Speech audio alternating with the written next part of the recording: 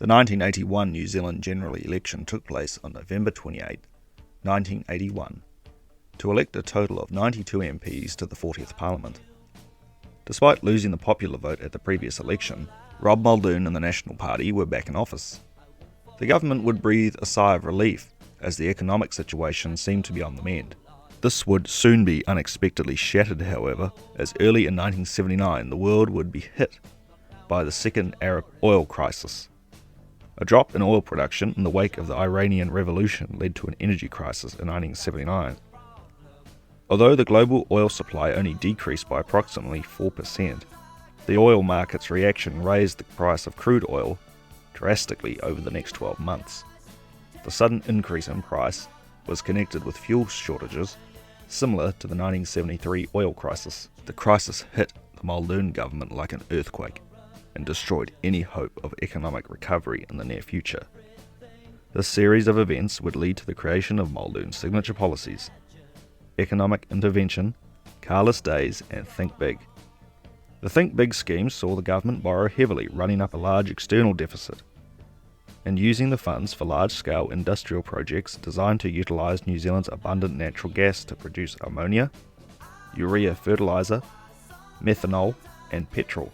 The core Think Big projects included the construction of the mobile synthetic petrol plant at Motunui, the expansion of the Marsden Point oil refinery near Whangarei, a methanol plant at Waitara, and the construction of the Clyde Dam on the Clutha River, formed part of a scheme to generate electricity for the national grid.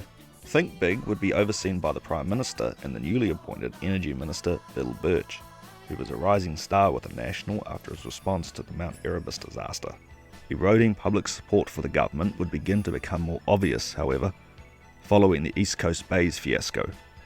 Muldoon's appointment of Frank Gill as the New Zealand ambassador to the United States led to a by-election in Gill's North Auckland seat of East Coast Bays. Muldoon was not a big fan of the candidate picked by the local party association, the economically liberal Don Brash, a man you'll see a bit more of later on. Brash lost the by-election to Social Credit's Gary Knapp, a major upset and a blow for Muldoon's leadership. Muldoon blamed Brash and the party organisation for the defeat, but was strongly rebuked by the party for the stance. The loss of the by-election provided the catalyst for growing opposition within the National Party to Muldoon's leadership. Muldoon faced an abortive attempt in late 1980 to oust him as leader, known as the Colonel's Coup after its originators, Jim Bolger, Jim Macleay and Derek Quigley. It aimed to replace Muldoon with his more moderate deputy, Brian Tallboys. Muldoon, who was overseas at the time, saw the plotters off with relative ease, especially since Tallboys himself was a reluctant draftee. Opposition leader Bill Rowling was also facing his own leadership issues, despite doing better than expected at the last election. Rowling alienated some Māori after removing Matt Rata, the party's experienced and well-regarded Māori affairs spokesman, from the opposition front bench. Rata complained about the insensitivity of Labour's Māori policy and went on to form his own Māori rights party, Mana Motuhake. Rata resigned his seat and fought a by-election but lost to the Labour candidate. Labour suffered ructions after Shadow Minister of Transport, Roger Douglas, released an alternative budget against Rowling's wishes. The proposals were not official Labour Party policy, and their publication was seen by Rowling as a challenge to his authority, and Douglas was sacked from the Shadow Cabinet. Douglas then became an agitator against Rowling. Throughout 1980, Labour's poll rating steadily declined, eventually reaching the point where they were barely ahead of Social Credit. In response to this, Rowling was subjected to a leadership challenge at the end of the year. Rowling narrowly survived by one vote, which was his own, against his new deputy and rising star, David Lange. Rowling was visibly angered by the challenge, calling his challengers, dubbed the Fish and Chips Brigade, nakedly ambitious rats to the press. These dramas would pale in comparison to what was to come. South Africa's policy of apartheid had made that country an international pariah, and many countries banned their sports teams from sporting contact with them. As many of you will know, rugby is like a religion here in New Zealand, but it was also the same for South Africa, with our All Blacks and their Springboks seen to have had the greatest sporting rivalry of all time. There was a major split in opinion in New Zealand as to whether politics should influence sport, and whether the Springboks should be allowed to tour. In 1981, the New Zealand Rugby Football Union invited the Springboks to tour New Zealand. The Prime Minister was called on by some groups to stop the tour. However, Muldoon stated politics and sport shouldn't mix and let the tour go ahead. Several anti-tour protest groups were formed with the aim of disrupting the tour as much as possible. As a result, some of the worst civil unrest the country had ever seen would unfold.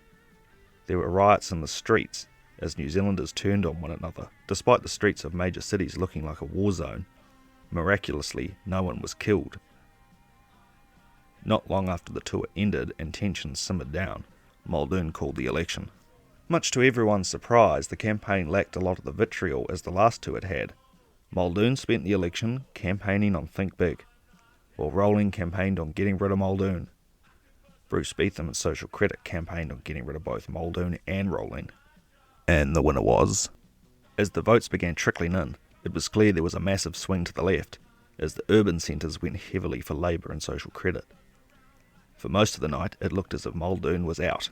However, as the provincial results came in, it was clear National would scrape in again.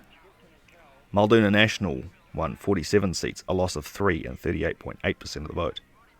Bill Rolling and Labour would pick up 3 seats to win 43 and 39% of the vote.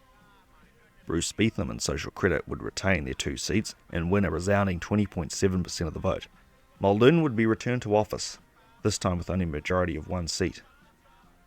Many pundits argued that by letting the Springboks tour go ahead, it had increased Muldoon's support amongst middle New Zealand, particularly rural Kiwis, as evidenced by the fact that in the election, National held on to the very marginal seat of Gisborne and also picked up the rural seat of Taupo, a long-time Labour rural stronghold. They promised them everything, and finally the people said, no, we don't believe you, and there's not going to be a change of government. It may be of some interest to you the history of the New Zealand government's iconic executive building, the Beehive.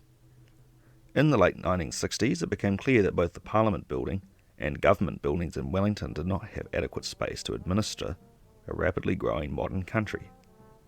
The government proposed an extension of Parliament House, which had only been partly built in 1922. Prime Minister Keith Holyoake had wanted to complete the original plan, but the government architect persuaded him to approve a modern building which would house parliamentary offices. Designed by English architect Basil Spence, construction started in 1969 and would be finally completed in 1981. The Beehive was opened by Queen Elizabeth in 1977 and the government would move in soon after. The Beehive has since 1992 featured as part of the design of the New Zealand $20 note.